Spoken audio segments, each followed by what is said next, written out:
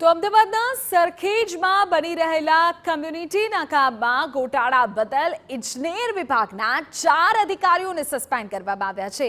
Community હોલના કામમાં ગેરરીતિ મામલે વિજિલન્સ તપાસ કરવામાં આવી હતી, જે બાદ મનપા કમિશનર એમ થેનારસને 4 અધિકારીઓ ધવલ ગજ્જર, દિલાવર હઠીલા, ગ્રીષ્મા શાહ અને બિપિન ચાવડાને સસ્પેન્ડ કર્યા।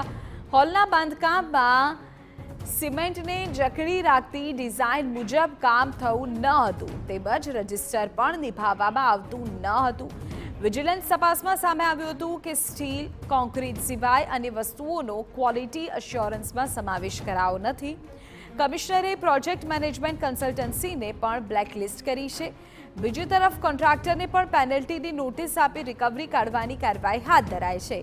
આ કમ્યુનિટી હોલ બનાવવા ડિઝાઇન કન્સલ્ટન્ટ તરીકે રૂપેશ મોદી, પીએમસી તરીકે ટેકનોમેન કન્સલ્ટન્ટ અને કોન્ટ્રાક્ટર તરીકે પી દાસ ઇન્ફ્રાસ્ટ્રક્ચરને ₹13.67 કરોડમાં કામ સોંપાયું હતું।